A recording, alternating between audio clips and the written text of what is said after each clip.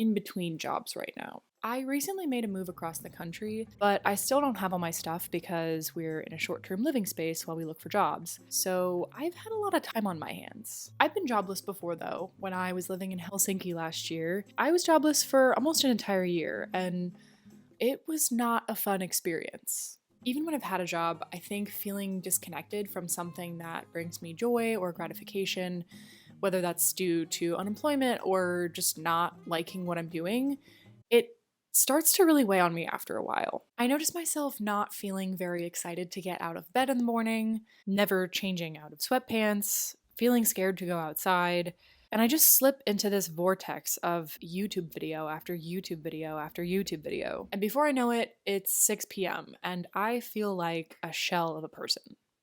I don't love how it makes me feel.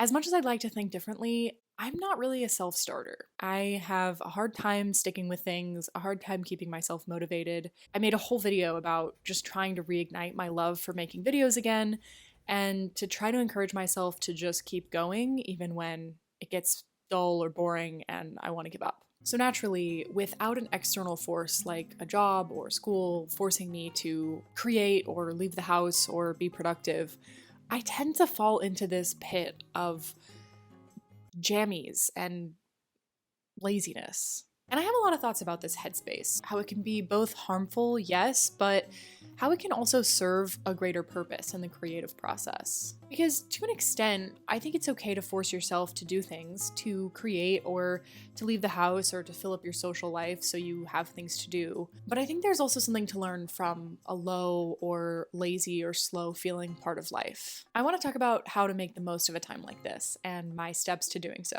So let's talk about it.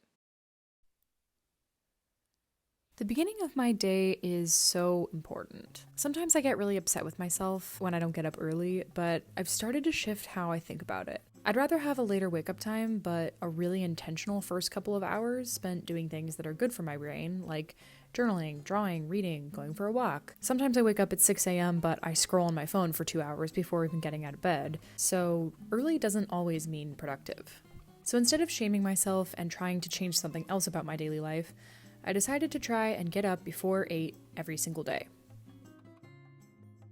Going back to before the day even starts, I've been writing a to-do list for myself every night before I go to bed. I've heard a lot of people talk about this, about how writing tasks before bed can actually help you fall asleep better too. And for someone like me who struggles with self-motivation, it feels like a little job for me to wake up to, a to-do list that always starts with the easiest task I know I will always accomplish without fail: making coffee.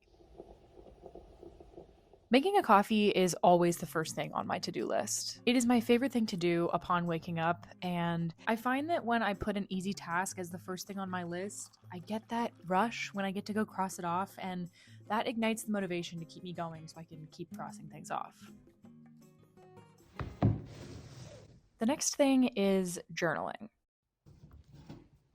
Journaling has historically been a really important part of my daily tasks, but in the last 5 years or so, I haven't been doing it every day, more like once or twice a week. I'm in the process of getting that habit back, but one thing I've been doing is keeping sort of a bullet journal style page where I have monthly goals, a reading log, a calendar, and a mood tracker. I usually take about 20 to 30 minutes each month to draw it out, and because I have this system of crossing the date off, logging my mood, having a place where I can scribble a red triangle for every day I read, this helps me at least get into my journal, and it makes me more likely to flip a few pages and start writing.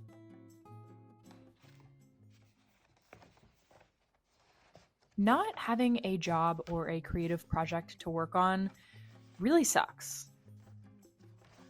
At the end of last year, I started getting into making mixed media canvas paintings, and it was so much fun. I made some of the things I am most proud of in my entire life, and I cannot wait to get back to it once we move permanently and bring our stuff out here. But for now, I have a limited amount of mediums to work with.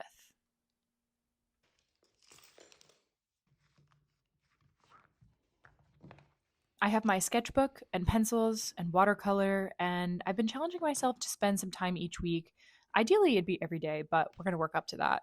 Drawing or painting in my sketchbook. Taking a little bit of time just to move your hands and draw or paint something can often lead to more ideas and motivation for them. or simply just be a calming alternative to watching a show or scrolling on your phone.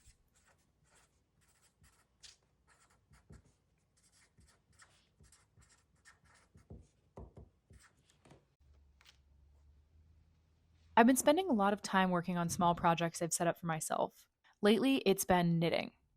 I have been knitting for a long time, but the projects I've been working on over the last few months have really kept me going. Of course, I wish I had a studio space to be working on some huge canvas painting or a bunch of commissions, but I'll have that soon enough. And for now, I want to lean into the small projects that maybe someday I'll wish I had all this time for.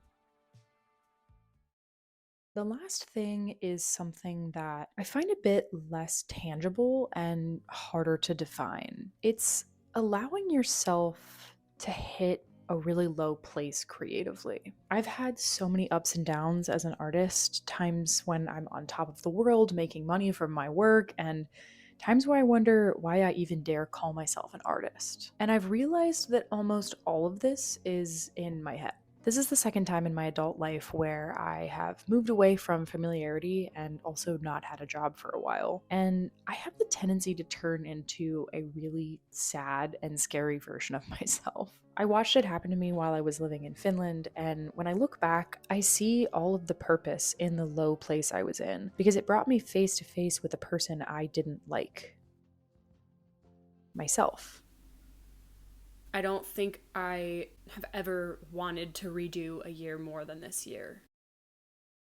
Through a lot of tears and turmoil, being in that low place brought me to a point where getting diligent and creating a better life for myself was the only option. Now I look back on it and I think I should have started YouTube sooner, or I should have gone out and tried to make more friends, but maybe I needed that time to become the worst version of myself. It's been an amazing reference point in the process of my healing from it, knowing that I don't ever want to be that low again. I let myself hit a low place both creatively and personally, but it's allowed me to start to dream again, dream about who I want to be. It's allowed me the opportunity to just sort of start from a blank canvas. And I think sometimes that's what we need. If you don't know me, hi, I'm Kaylee. After a long hiatus, I've decided to start making videos about my creative process and what it's like to be an artist. Thank you so much for watching, and if you like what I've shared today, please consider subscribing and following along. Till next time.